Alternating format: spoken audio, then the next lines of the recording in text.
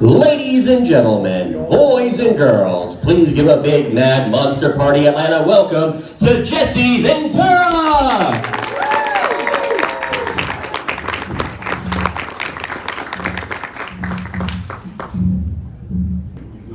Well, I never thought wrestling would get me to a monster party. When I began that career many years ago, I didn't believe it could evolve to a monster party. But then again, I guess we were big enough to be called monsters too in that business, so who knows? Anyway. Cool. Well, thank you for joining us here this My weekend. pleasure, thanks. And for taking part in this Q&A. I have a few questions I'll ask and we'll open to the audience. Yep. So you have had a pretty incredible career. You've served your country in the Navy, you served your state as governor, you were a wrestler, a superstar as an actor as well too. Can you talk a little bit about, after serving in the Navy, how did that transition take place to go into wrestling? Well, I can give you my answer that I get asked often on that, and I can give you my standard pat answer. How did I go? Why did I go into wrestling? I couldn't sing or dance. So you can tell I've been asked that. Actually, when I came out of the Navy, I had intention to play pro football. I was then at that time a 23-year-old freshman. So when you're a 23-year-old freshman, you can kick ass. And so I had the intention I'd go to college, to a junior college first, get picked up by a big school, and then maybe drafted into the NFL. So I went to college, and of course I had the GI Bill. So I didn't have to name a major. I could have fun. I could take classes that interest me. You're there, you don't know what you're going to do in life. And so, believe it or not, I got into theater. And many people will probably be a little surprised, but I did in college, I did Aristophanes, The Birds, a Greek comedy. Now you see half the crowd going, what the hell is he? And I did that too, but no, I actually acted and so a transition happened then.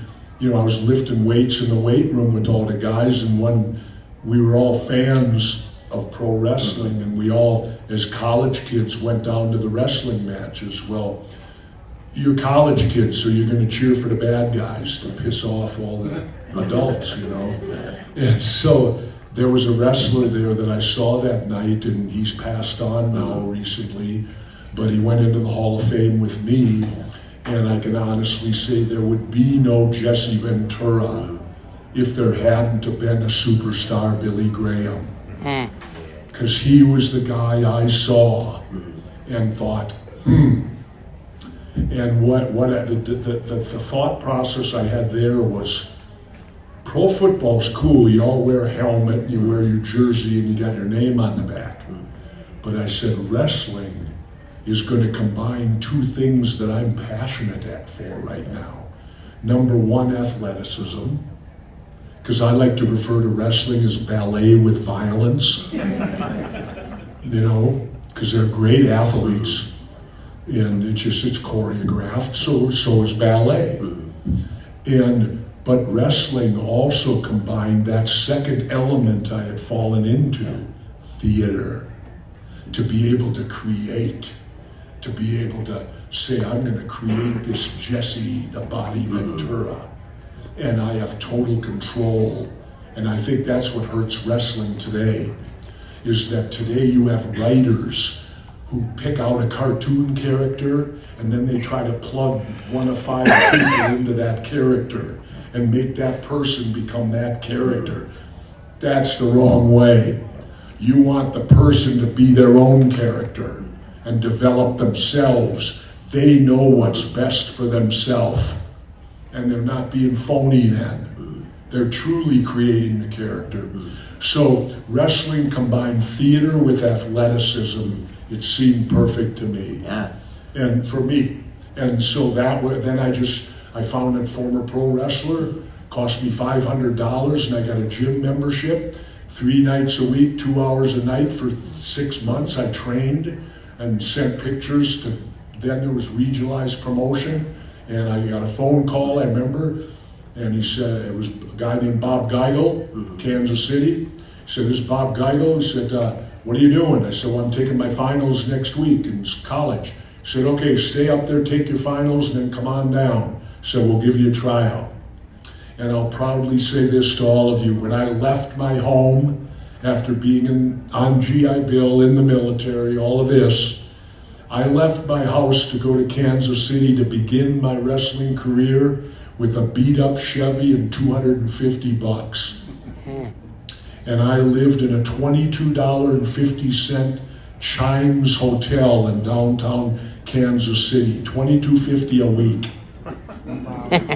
Well, my future wife came down, and when she saw my living condition, she cried. But I'll tell you, I didn't, and I'll tell you why. The Chimes was luxury compared to 17 months in Southeast Asia, in the jungle, and in the rivers and everywhere else I got to visit. And so really it wasn't that bad to me. It was actually a higher standard of living than I had been achieving the previous couple of years. So, no, and then that was the start of my pro wrestling career. I had a beat up dented Chevy with a front fender dented, $250 to my name. Didn't know what I was getting into. Later, sold out Madison Square Garden, was the host of Saturday night's main event, and watched wrestling go from being regionalized, taking it all the way to national and international, where today they have a viewership, I heard it's 1 billion people across the world. What was that like being a part of pro wrestling at that time, as it was getting bigger and bigger and expanding? Well, it was also very dangerous, because what Vince McMahon was doing then was crossing the country through, I guess for lack of better terminology, early wrestling was 20-some different local territories of regionalized TV. I guess the best way to describe it, it was like the mafia. And everybody had their territory. Or maybe outlaw bikers. They all got their territories. And what Vince was doing was blowing up those borders and going across the country, subsequently putting many of them out of business. For me, it was a case I jumped on with McMahon because I had already quit once already. And I thought, this is my last hurrah. Vince is going for this big shot. I want to be there to see if it works. If it does work, I'll have made the right decision. If it doesn't, I would have quit anyway, so what's the difference? To me, it was a gamble that there was only one answer to the gamble, the roll of the dice. And I rolled the dice and went with Vince. When I say it was scary, when you ventured into these other territories, you were under threat. I mean, of physical violence. You're talking about anything that deals with people's livelihoods. That's a threat. And if they lose their livelihood, and these were promoters that have been making big money for a long time, and all of a sudden there's this new young guy, Vince McMahon, who's not following the rules that they set forth. And then I subsequently fell out with McMahon because Jesse Ventura is a rebel who decided, he stepped onto an elevator one day in Vegas, and there was a gentleman on that elevator named Gene Upshaw. If you don't know who Gene Upshaw is, he was a former Oakland Raider, big offensive guard. He was also head of the NFL Players Association. And I'll never forget, I got on that elevator and Big Gene looked at me, lifted his big finger, pointed and says, "You boys need a union." And I said, "I know, Gene, we sure do." Well, I tried to do that and was subsequently drummed out of wrestling. Did that? But I'm proud of it. And that's what I was going to say. Would you consider that to be one of your proudest moments in wrestling? When I went into the Hall of Fame in 2004 at Madison Square Garden, they asked me that night, what do you think your biggest contribution and proudest moment was in your wrestling career? And I said, well, and Vince and Linda were sitting right down here in McMahon. I said, well, I think my greatest achievement in wrestling, I said, I was the first wrestler in wrestling history that made wrestling promoters deal with an agent. Agents were never allowed. I was not even Hogan had an agent with Vince. I was the I was the first person that, and I pointed, that made Vince McMahon deal with an agent. I'll tell you that great Heart song, If Looks Could Kill. They would have been playing that over the intercom at that moment. If looks could kill, you'd be lying on the floor. Anyway. Yeah. Now, of course, in the 1980 and 87, you had two movies that came out that you had Predator and Running Man, both with Schwarzenegger. Yep. First of all, which one came out first? Predator. Okay, and so how did you get involved with Predator? Well, Predator was actually the second thing I ever did. Mm-hmm. The first thing I did, I don't know if there's old enough people out there, the first thing I ever did was a TV show starring Fred Dreyer, the former football player, called Hunter on TV. And I did a role on Hunter. In fact, I ended up doing two of them. I actually got two. I still get royalties for it. It's amazing. About 10 cents. But anyway, Hunter was the first thing I did. And then the Predator happened. I told the WWF booker, George Scott, I wanted to be booked in California as much as possible. And I was from Minnesota, and George says, oh, you like that weather, huh? I said, yeah, George, I like the weather. But the reality was I wanted to be out there with my agent.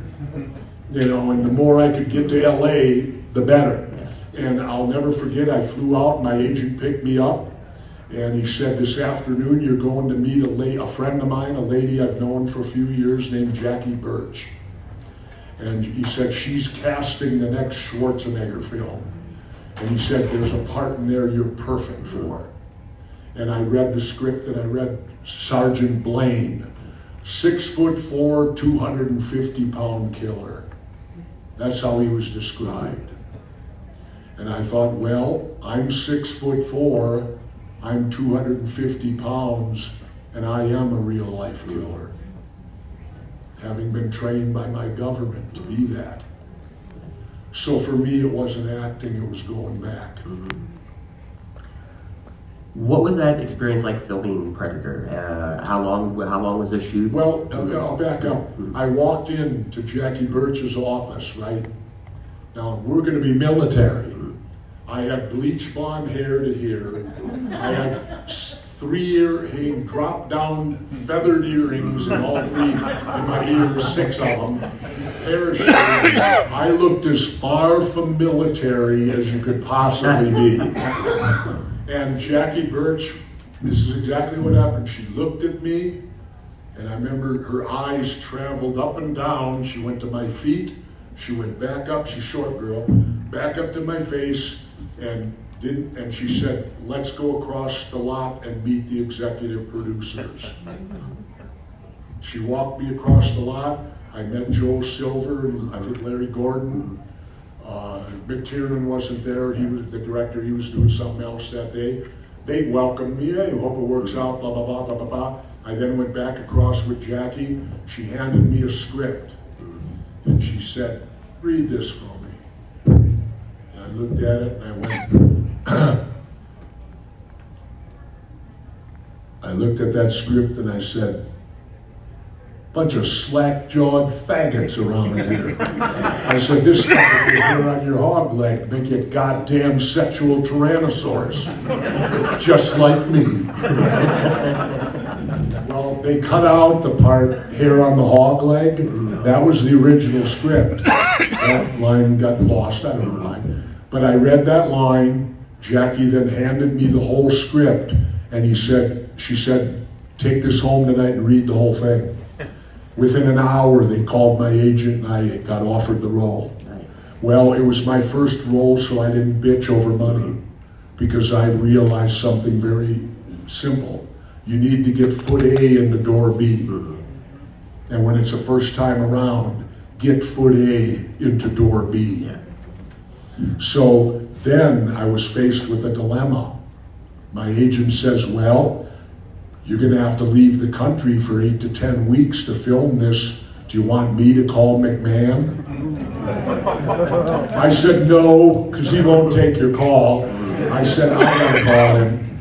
So this is a great, do you want to hear this? Yeah. Okay. This is a great part of the story. I call Vince, and I get George Scott, the booker, and I said, George, Jesse Ventura, look, I need to talk to Vince for a couple minutes. I need to talk to him just for, well, I'll tell him, blah, blah, blah, blah, blah. George comes back and says, well, Jesse, he's in a big meeting and he can't talk to you now. I said, okay, so I hang up. My agent calls me. He said, hey, they want to know, are you going to take it or are they going to recast it? I said, okay, let me call again. I called back the second time. George, I got to talk to Vince. Something's come up and I need to talk to him. George comes back and on the sly, he won't get, Vince ain't there again. And George says to me, well, do you want to know what Vince said? I said, yeah, tell me what he said. He said he doesn't have time for Jesse's personal life right now. I said, okay, I didn't get angry. I said, that's cool. I said, then at his convenience. I said, don't hurry or nothing, George. Do it when you feel he might have time. I said, at his convenience, tell him I've just been cast to co-star with Arnold Schwarzenegger and I'll be leaving in a couple weeks for 10 weeks in Mexico. Bye. And I hung up. I called my agent. I said, tell him we accept. My agent calls and says, you got it. Well, amazing. Within 2 minutes, my phone rang. And it was Vince on the phone. Jesse, what's going on here? Well, Vince, I've been cast to co-star with Arnold Schwarzenegger in a movie he's making, and it's going to happen in a couple weeks. Well, wait a minute. He goes, is Arnold really doing this new movie, or are they just saying so? And I said, well, I don't know. I got the script in front of me, and it says, it's got Arnold's name on the top, and underneath it says Predator. I said, I don't think Arnold would let him put his name on the script if he wasn't going to do it.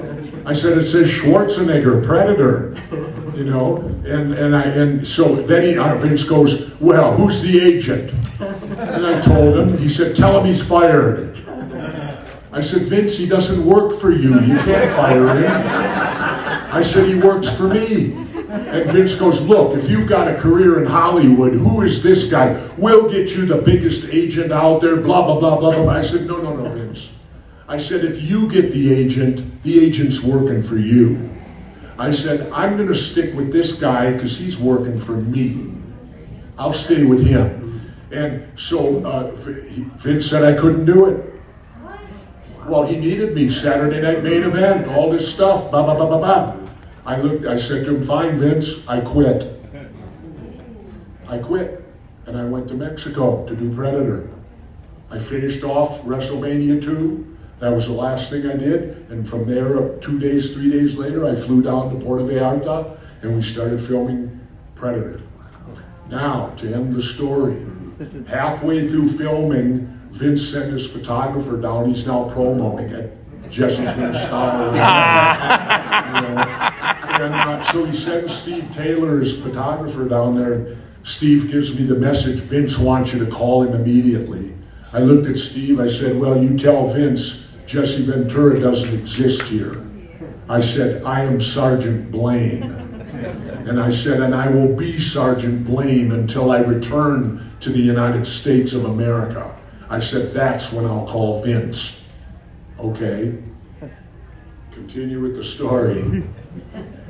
Arnold comes up to me then and says, Jesse, my next film, The Running Man. there's a part you're perfect for. Would you like to do it? Sure, Arnold, I'd love to do the running man. So what I did then, came back to the States. Before I called Vince, we negotiated the running man.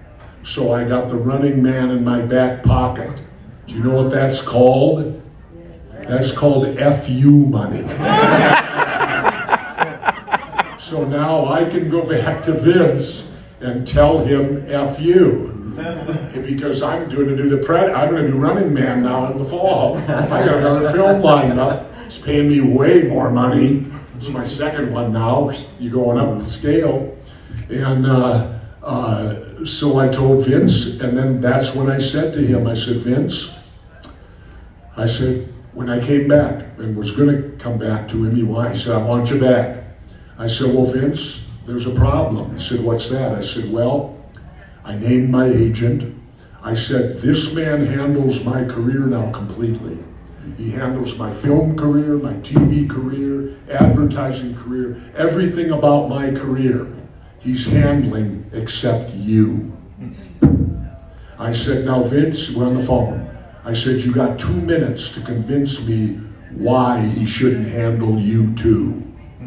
So Vince went into a 2-minute thing on why you can't have agents in wrestling. All these horrible reasons. When he got done, I simply said, well, Vince, you didn't convince me. So I said, if you want me back, here's his phone number, you call him. And that's where we ended. Well, Vince didn't do it. He got one of his subordinates to. He wasn't going to stoop that low. But his subordinate did, and that's the story ends. I was the first wrestler to make Vince McMahon deal with a freaking agent. And in fact, there was a quote given that said, wrestling today needs to thank Jesse Ventura because behind the scenes, he was the one who sacrificed for everything that they're getting today. And they still don't have a union. By the way, you know who did it that ratted me, Hogan. I found it out during federal deposition. You can ask any questions. And it's a sworn oath, so you gotta figure they're telling the truth. But that's a whole nother story. But anyway, Right.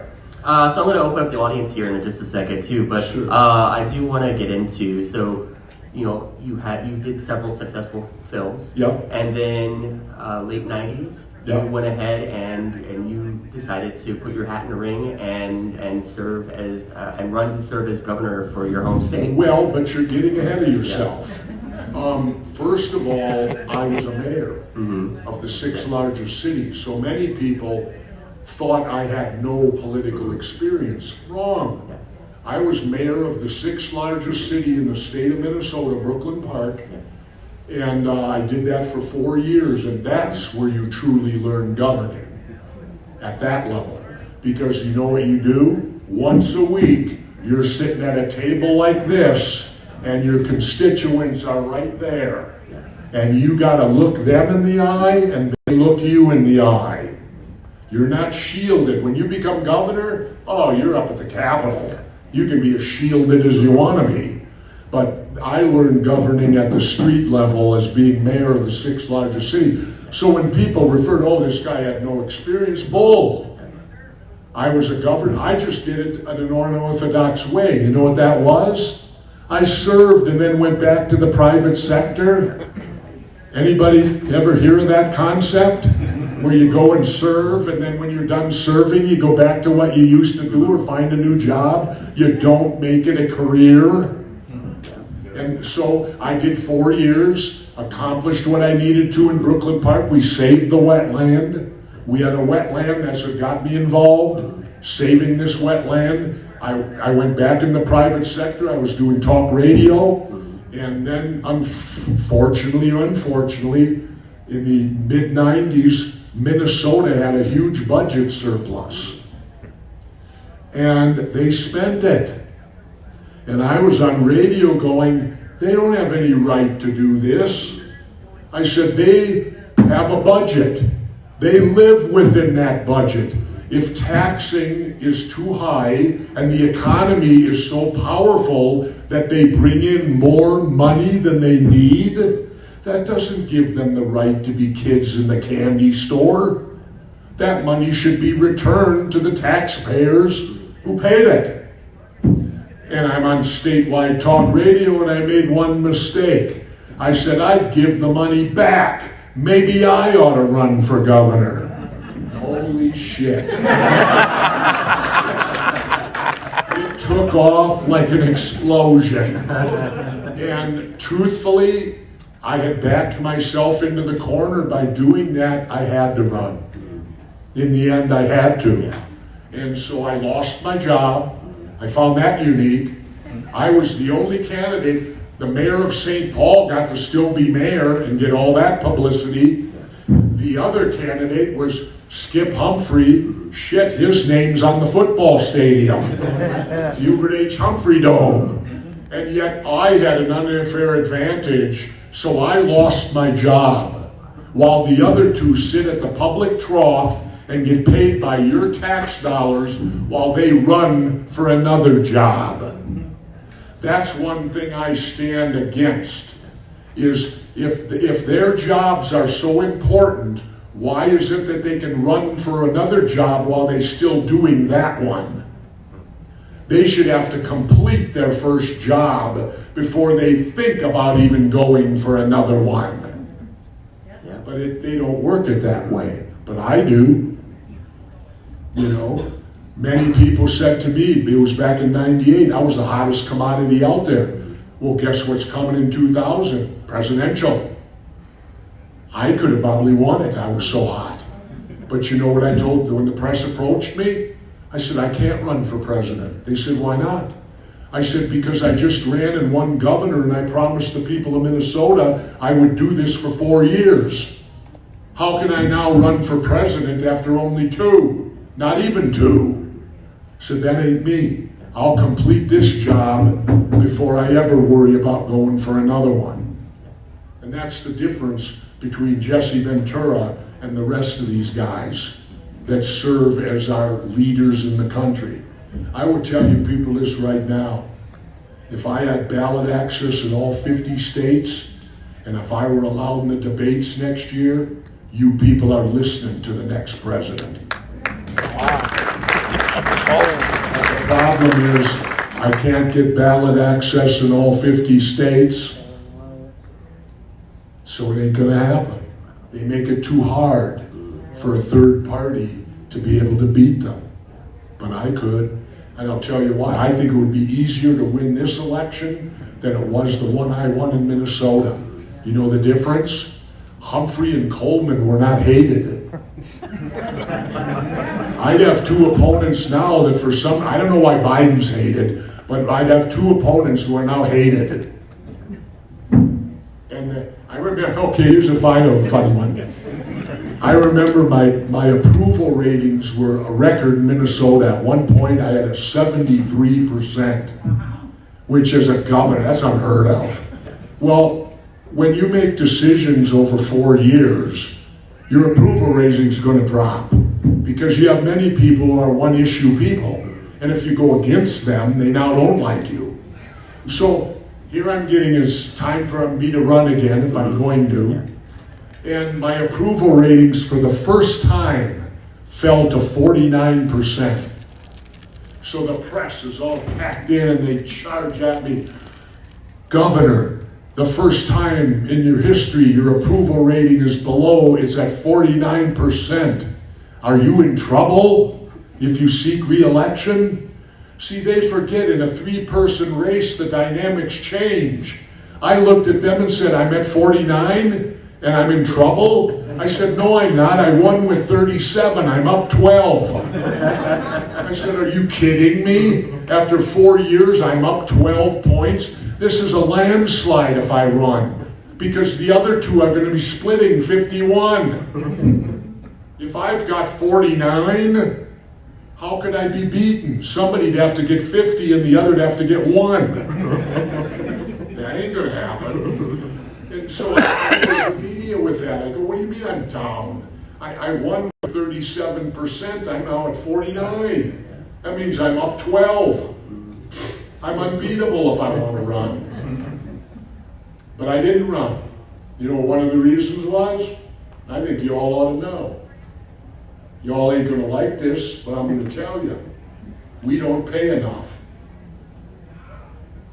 I know you find that stunning, but it's the truth, and here's why. I was governor of Minnesota. You know what my salary was? $120,000 a year.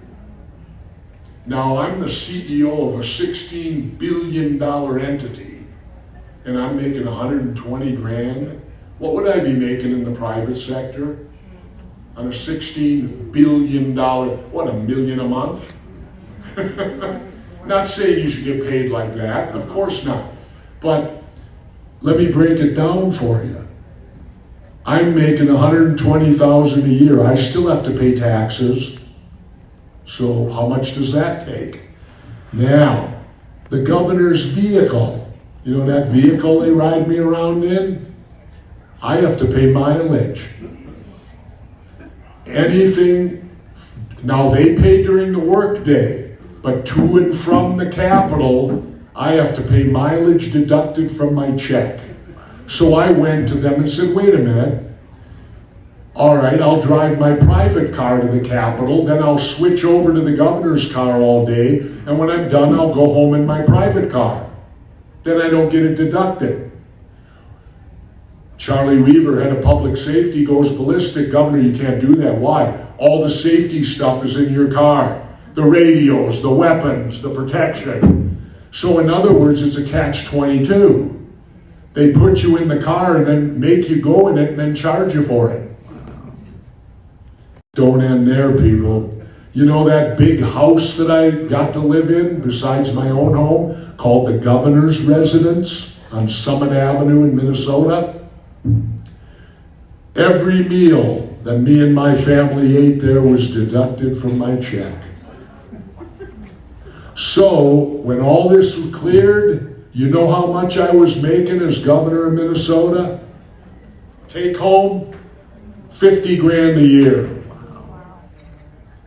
People, my lifestyle requires more than that. I could have got by on that when I was going in the old Chevy down to Kansas City. You know, 50 grand a year then would have been Fat City, you know, but not now. And I tell you that in all honesty, if we paid more, like say the governor should get paid at least $400,000 a year. If you paid more, you take away the threat of them becoming corrupt. But when you pay so little, how easy is it then to take payola from special interest? You're forcing them to. And the other thing is, I'm $120,000 a year. I'm by law the highest paid state employee. No one can get paid more than me. So that means the professionals you hire, you can barely give them 6 figures, where these same people would be making $300,000 to $400,000 out in the private sector for their expertise. Now I know it's called public service, but it ain't called bankruptcy. You know, you go into it and have to declare bankruptcy when you're done. If we paid more, you'd get better people and you'd get better, efficient run government. But when you take the cheap way out, and the governor now he gets 150. 20 years later, Governor Waltz of Minnesota now makes 150. Whoa. I mean, come on. The governor should be at least $250,000. He's the governor. You know? It ain't gonna bankrupt the state. Trust me. They waste that in an hour. Anyway, anything more from you? No, we're gonna open up to, we're gonna open I'm to a having couple. fun. If you guys are having fun, I'm cool. I don't dare go too long though, because my son will get on me, because time is money here. So let's go ahead and get a couple He's questions the out. boss when I'm here. keeping me in the right Right there with the direction. hat. Hey, Mr. Yeah. Ventura. Hey, Jesse, I want to thank you for the Marine Corps vet, man.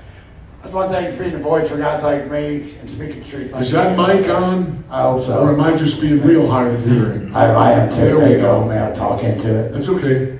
Hey, thank you. I just want to thank you, Marine Corps vet, man. I just want to thank you for speaking out and being a voice for guys like me and speaking truth like you do, man. Rock on, Jesse. Thank you.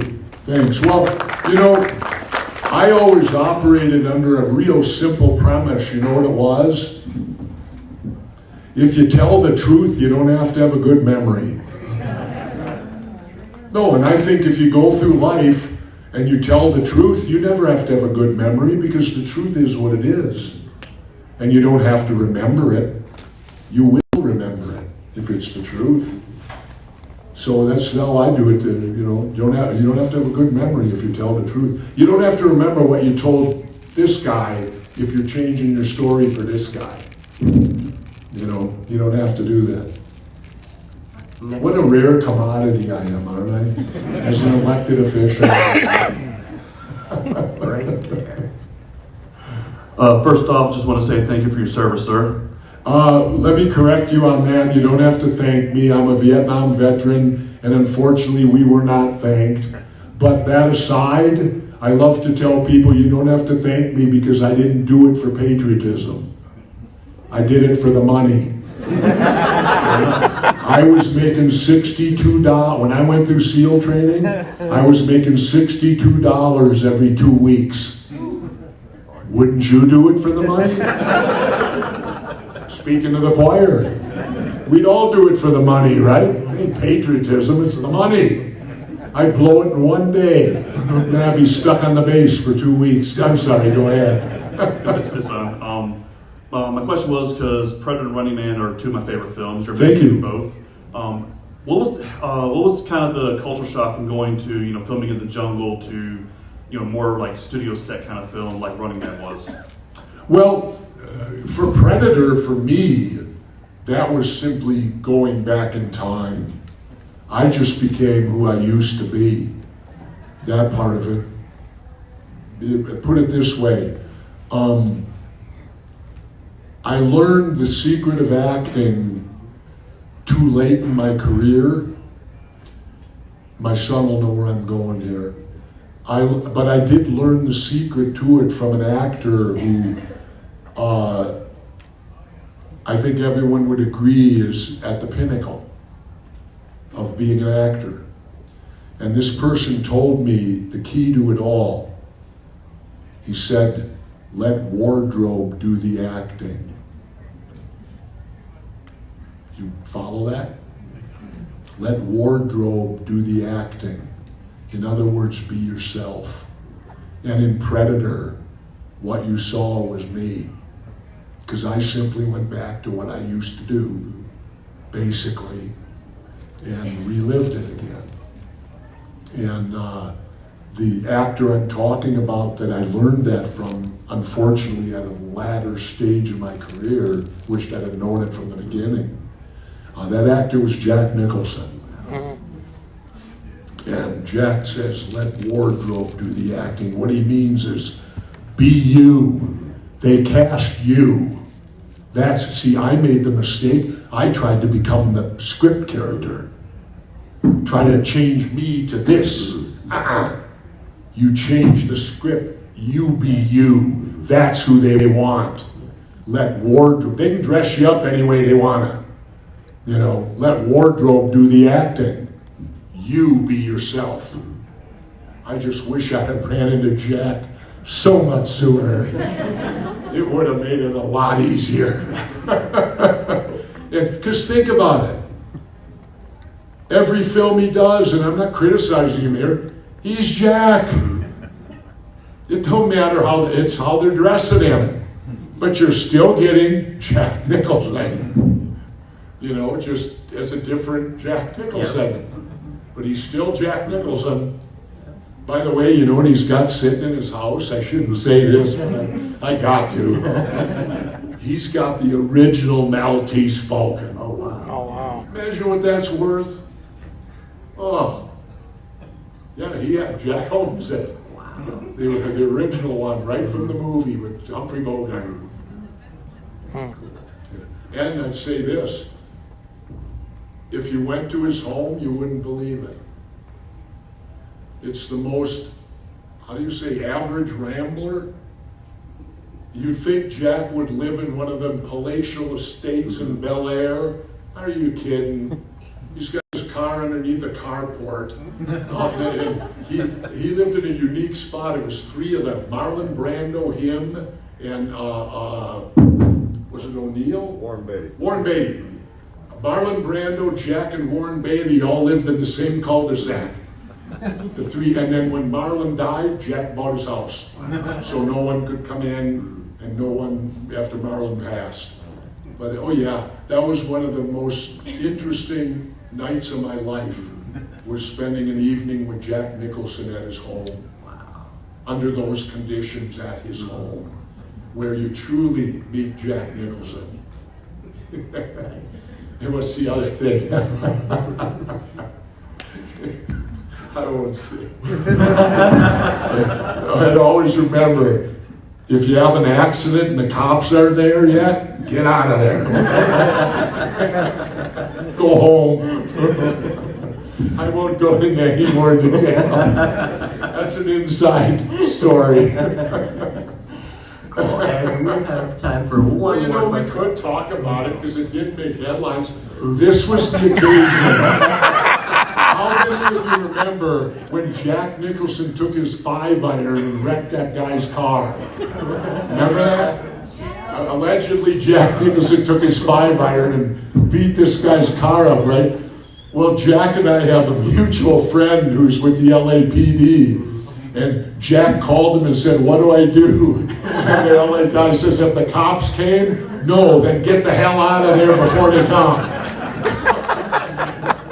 I hope I'm not in trouble. I think it's a fairly good, funny story. Jack said, "Get the hell out of there before the cops are yet. No, then get out of there. Don't sit and wait for them. Make them come find you." Anyway, more questions. We have time for one more. Let's go with Okay. you right there in the middle.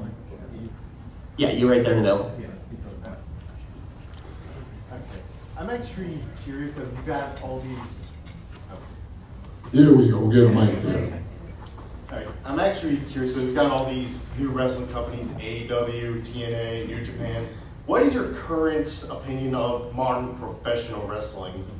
What's my current opinion of professional wrestling? Yes. Really? You want this? I'm just curious. Really? Unwatchable. I can't watch it. Cornette's stuff. It doesn't matter which one it is. I last for about 2 minutes, and I'm totally uninterested in it. It doesn't bring me any type of hook to get me to come and watch it again or at another date. I don't know why. Maybe because I spent 15, 16 years in the business and went through the transition of seeing what it evolved to now. All I remember, I'll tell you one quick one, I used to ride a lot with Big John Studd.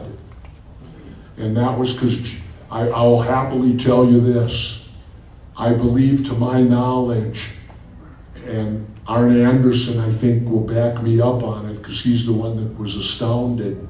Arn and his wife have been married 38 years, and Arn felt he had the longest marriage in wrestling history till we ran into each other at one of these events, and I informed Arn that I had been married 48 years. I have only a year and a half to go till 50. With the same woman, and survived all of this stuff. And one of those reasons, I stayed in Minneapolis. I didn't go to Hollywood, and I didn't do any of that. It's what those lifestyles are.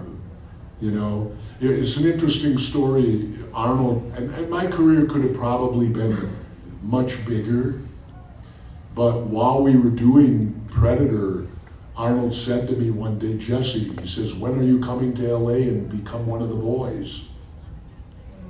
And I looked at Arnold, I said, well, that sounds wonderful, Arnold. I'll move out there. But I had my son and my daughter, were young men, kids, very young kids. And I said to Arnold, how are the schools? And Arnold thought he gave me the best answer in the world, but in reality he gave me the worst. What he said to me was, you don't worry about the schools, you put your kids in private school. And I sat for a moment and thought about that. And I thought, do I really want to raise my children in a city where they can't go to public school, where you're forced to put them in private school? I thought, I'd rather stay in Minnesota, where my kids can still, and both my kids graduated from public schools. I'd rather stay in Minnesota, and I'm a public school graduate. I would rather stay in Minnesota and give my kids a lifestyle there. They can learn about LA, which my son did shortly thereafter. By the way, he was Sean Penn's assistant for 3 years, which was quite a, how would we say, Ty, life experience? Life experience. There you go. Yeah, no, he was with Sean when Sean won the Academy Award. He was his assistant when Sean won for Mystic River, directed by Clint Eastwood. And so I could have moved to LA, but when Arnold told me you put your kids in private school, it's the worst thing he could have told me. I said, I'll raise my kids in Minnesota, where you don't have to put them in private school. And I continued and did that, and I don't regret it ever. It probably hurt me, my career, because if you're out there, you're going to get more. And you've got to tag along and play that game, the wine and dine game that goes on in Hollywood and all that. I wouldn't do it. And, subsequently, I haven't worked in 20 years. I mean, in the film industry. I made a mistake. And that mistake was that I allowed them to cast me once as me. And I warn people, don't ever let that happen if you can help it.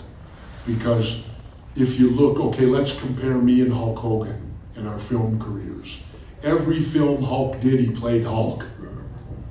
I didn't play me until I had already done a half a dozen movies. My mistake was that I loved the script and I loved the film and I wanted to do it, and sometimes you shouldn't allow those instincts. The one that killed me, believe it or not, was Major League 2. When me and Omar Epps did that opening scene of doing that crummy TV show, well, I played Jesse Ventura. And from that point on, I couldn't get cast. Because unless they wanted Jesse Ventura. So that would be my, if you already have notoriety, don't ever allow them to cast you as who you are, because then they will stop casting you as anything else. And it happened when Sean did The Pledge with Jack Nicholson. I was governor now.